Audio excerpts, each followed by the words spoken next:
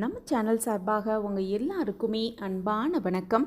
எந்த ஒரு காரணத்தை கொண்டும் வீட்டின் சமையல் அறையில் பெண்கள் இந்த தவறை மட்டும் செய்யவே கூடாது அப்படிங்கிறதும், எந்த தவறை செய்யக்கூடாது அப்படிங்கிறத இந்த பதிவில் நம்ம தெரிஞ்சுக்கலாம். வணக்கம். நம்ம சேனலுக்குள்ளே உங்கள் எல்லாரையும் வரவேற்கிறதுல எனக்கு ரொம்ப ரொம்ப சந்தோஷம். இறைவனோட ஆசிர்வாதம் எல்லாருக்கும் கிடைக்கட்டும். நம்மளுடைய வீட்டில் வரக்கூடிய பிரச்சனைகளுக்கு தீர்வையும் பரிகாரங்களையும் தேடுவதை விட பிரச்சனைகள் வராமல் இருப்பதற்கு வீட்டில் இருக்கும் பெண்கள் குறிப்பாக சமையல் அறையில் செய்யவே கூடாத சில விஷயங்கள் என்ன அப்படிங்கிறத முதல்ல நம்ம தெரிஞ்சு வச்சுக்கணும். ஏன்னு பார்த்தோன்னா, அந்த காலத்துலலாம் நம்ம அம்மா பாட்டி எல்லாம் செஞ்சு வந்திருந்த பல விஷயங்கள் நாகரீகம் அப்படிங்கிற பெயரில் இன்றைக்கு நம்ம மாற்றி வைத்திருக்கிறோம். அதனால தான் பல பிரச்சனைகள் வருது அப்படிங்கிறத தெரியாமலேயே அதை செஞ்சுக்கிட்டு இருக்கோம். அதை தெரிந்து கொண்டு அந்த விஷயங்களை மாற்றி அமைத்துட்டோனாலே நம்ம வீடு எப்பொழுதுமே ஐஸ்வர்யம் ததும்பும் வீடாகவே மாறிவிடும். அப்படி எந்த 10 தவறுகளை செய்யவே கூடாது அப்படிங்கிறத இந்த பதிவில் நம்ம ஒவ்வொன்றா தெரிஞ்சுக்கலாம். சமையல் அறையில் பெண்கள் செய்யக்கூடிய சின்ன சின்ன விஷயம் கூட அந்த வீட்டின் ஐஸ்வர்யத்தை குறைக்கும் ஒரு வாய்ப்பாகவே அமைந்துவிடும் அப்படிங்கிறதுல எந்த ஒரு சந்தேகமுமே கிடையாது. வீட்டோட லக்ஷ்மி கடாட்சம் குறையும் அப்படிங்கிறதுலும் சந்தேகமே கிடையாது. நம்ம வீட்டை இரவு நேரங்களில் சுத்தப்படுத்தவே கூடாது அப்படிங்கிறது மிக மிக ஒரு சரியான விஷயம். ஆனால் சில பேர் சமையல் அறையை கூட இரவு நேரத்தில் சுத்தம் செய்தால் அதிர்ஷ்டம் போய்விடும் அப்படின்னு நினச்சிக்கிட்டு இரவு சாப்பிட்ட எச்சில் பாத்திரங்களை கூட சுத்தப்படுத்தாமல், அடுப்பையும் சுத்தப்படுத்தாமல் அப்படியே போட்டுவிட்டு மறுநாள் காலையில் எழுந்து சுத்தம் செய்வாங்க. இது மிக மிக ஒரு தவறான விஷயம். முடிந்தவரை சமையல் அறையை சுத்தம் செய்த பிறகுதான் அன்றைய நாளில் படுக்க போகணும். மறுநாள் எழுந்து வரும் பொழுது சமையல் அறை அப்படிங்கிறது சுத்தபத்தமாக இருப்பது அப்படிங்கிறது அந்த வீட்டில் ஐஸ்வர்யத்தை கொடுக்கும் ஒரு செயலாகவே பார்க்கப்படுது. அடுத்த விஷயமா பார்த்தோன்னா, அந்த காலத்துலலாம் பார்த்தோன்னா அரிவாள் மனையை பயன்படுத்தி தான் சமையல் பொருட்களை நறுக்க செய்வாங்க. ஆனால் இப்போ பெரும்பாலும் பேர் கத்தியை தான் பயன்படுத்துகிறோம். அதை வச்சு கட் பண்ணுறதுக்கு அப்படிங்கிறத ஒரு மரப்பலகையோ அல்லது பிளாஸ்டிக் பலகையோ பயன்படுத்துகிறோம். அதை கட் பண்ணி அப்படியே டைரெக்டாக அடுப்பில் சேர்க்கும் பொழுது கரண்டியால் சொரண்டி அந்த பொருட்களை நம்ம சமையலில் சேர்க்கும் பொழுது பிளாஸ்டிக் பொருட்களும் அந்த உணவோடு கலந்து உயிருக்கே ஆபத்தாகிவிடும் ஒரு சூழ்நிலையும் ஏற்படும்.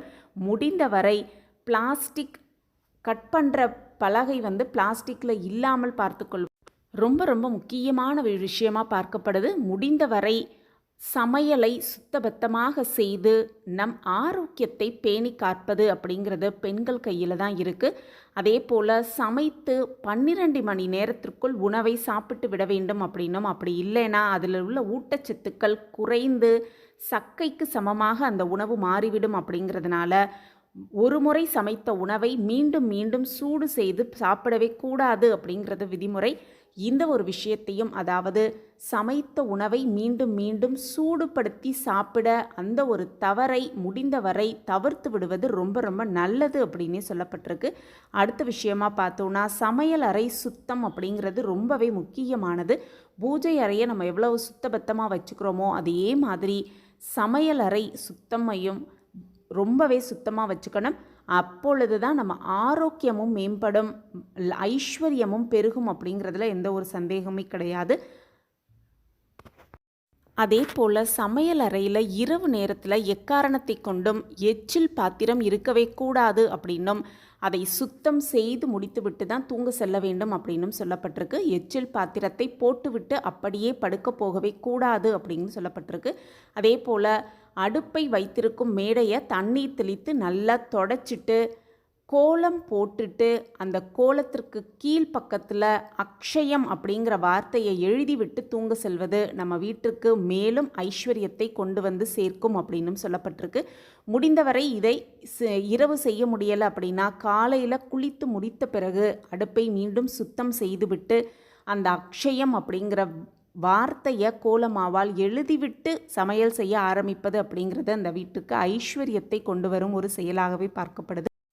அடுத்த விஷயமா பார்த்தோன்னா சமையல் அறையில் வைத்திருக்கும் அல்லது நம்ம பயன்படுத்தும் உணவு தானியங்கள், சமையலுக்கு தேவைப்படும் பொருட்களை சேமித்து வைக்கும் அந்த டப்பா, ஜாடி, இந்த மாதிரி பாத்திரங்கள் எப்பொழுதுமே சுத்தமாக துடைத்தது போல காலியாக வைக்கவே கூடாது அப்படின்னும், அதில் பல விஷயங்களை வீட்டில் பற்றாக்குறையோ அல்லது காலியானதாக்கி ஆக்கிவிடும் அப்படின்னும் சொல்லப்பட்டிருக்கு.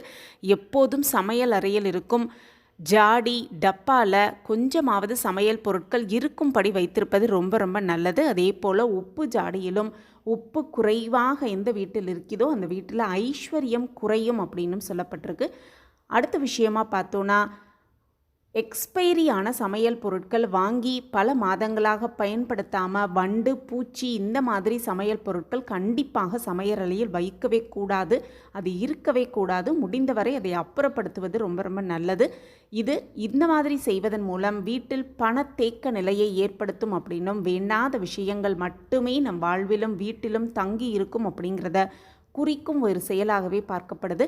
அடுத்து பார்த்தோன்னா கத்திரிக்கோல், கத்தி இந்த மாதிரி கூர்மையான ஆயுதங்களை சரியான இடத்தில் பாதுகாத்து வைக்க வேண்டும். கண்ட இடத்தில் அப்படியே இந்த கத்தி, சிசர்ஸ் இந்த மாதிரி விஷயங்களை ஒழுங்கற்ற முறையில் போட்டிருப்பது அப்படிங்கிறது அந்த வீட்டில் பல அசௌகரியமான சூழல் நடைபெறுவதற்கான ஒரு வாய்ப்பாகவே பார்க்கப்படுது. அதே போல் சமையலுக்கு பயன்படுத்தும் பாத்திரம் உடைந்து போய் விரிசல் விழுந்து பாத்திரங்களை பயன்படுத்துவதை முற்றிலுமாக தவிர்த்து விடுவது ரொம்ப ரொம்ப நல்லது.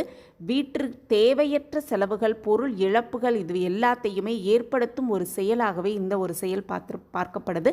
அடுத்த விஷயமா பார்த்தோன்னா பழைய பழுதாகி போன சமையல் அறையில் மின் சாதனங்கள் நல்ல நிலையில் இல்லாமல் இருந்ததுன்னா தேவையில்லாத இடத்தை அடைத்து கொண்டு பொருட்கள் உடனடியாக வீட்டிலிருந்து நம்ம அப்புறப்படுத்தணும். அதிலும் குறிப்பாக சமையல் அறையில் இருக்கும் மின் சாதனங்கள், நல்ல நிலையில் இல்லாத மின் சாதனங்களை உடனே அப்புறப்படுத்துவது அந்த வீட்டிற்கு ஒரு நல்ல ஆற்றல்களை கொண்டு வந்து சேர்க்கும் ஒரு செயலாகவே பார்க்கப்படுது.